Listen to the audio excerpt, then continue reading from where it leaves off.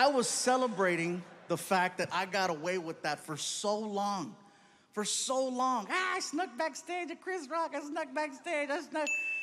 Until karma showed up one day in the form of the most extreme fan I have ever had in 20 years of me being a comedian.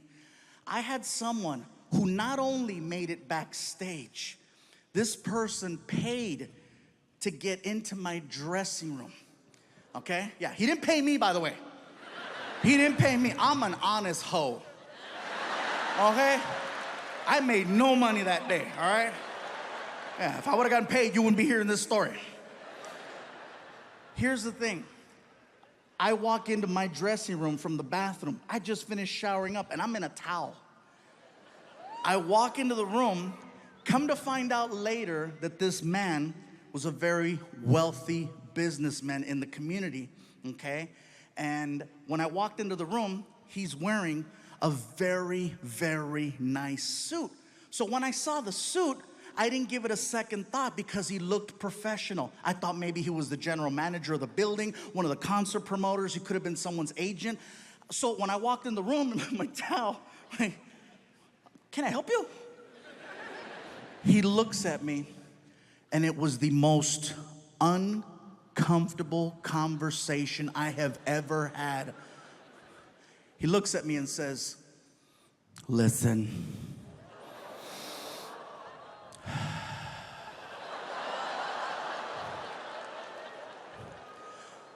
I am not here to waste any of your time.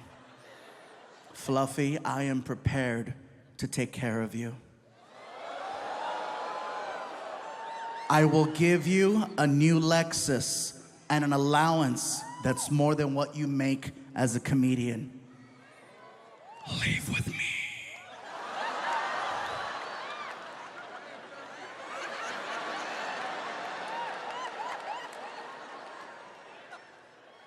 I was never more disgusted and offended at the fact that I was not gay. Because finally, somebody wants to take care of me. Do you know how many people I take care of? No one's ever offered me a Lexus, and they should. I felt horrible saying no to this guy. I still think about it. I still have the number. Houston, I'm gonna tell you something, and I don't know how this is gonna go over, but I'm gonna say it. I would be an amazing gay partner. I would, all the way up until that one part, but even then. Have you ever driven a Lexus? Those are nice. Sometimes you gotta take one for your own team. I'm just saying. Now, in all seriousness, not to be funny, not to be disrespectful, let me tell you the reason why I would be an amazing gay partner. The level of communication between two men is so high, I might actually get an answer. There might be clarity and understanding. I might hear a yes, I might hear a no.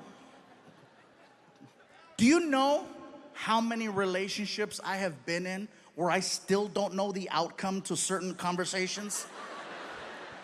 Very simple yes or no questions. That's what I would do. Something as simple as, baby, you hungry? Well, I haven't eaten yet, so I probably should eat something, but I'm not feeling it right now. But if I don't eat right now, you know how I'm gonna get later. So I guess it's probably a good idea if I start eating right now. But it really depends on the options. What do you think? Ah!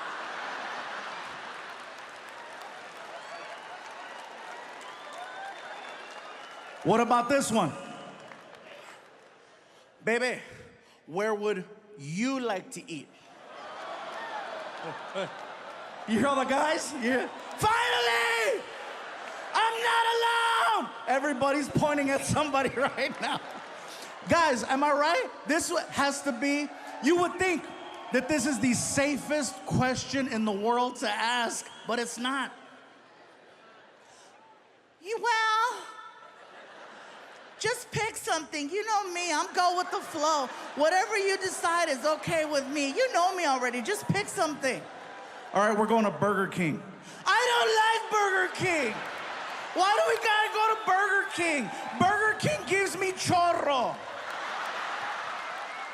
Chorro is Mexican diarrhea. How about this one? How do you feel? Really? Really? You want to know how I feel? Well, you know, maybe if you'd pay attention from time to time, you might know how I feel. You might not need to have to ask me such a question because you would already know exactly how I feel. The amount of time and energy I've exhausted to let you know how I feel, and you have the nerve to ask me, how do you feel?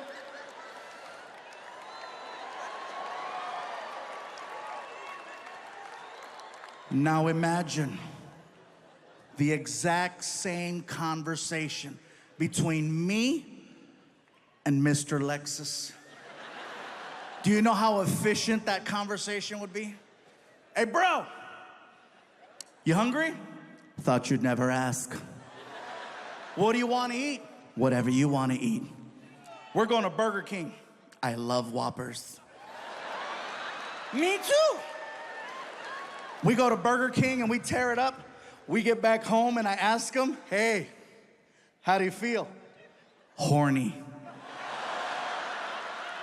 Me too. How do you want to do this? Heads or tails? It would be efficient.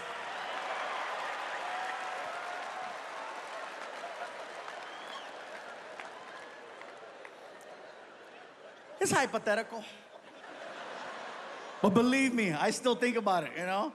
Especially whenever I get into fights with my girl and she says something like, oh, you think you can do better? Oh, I know I could have a Lexus.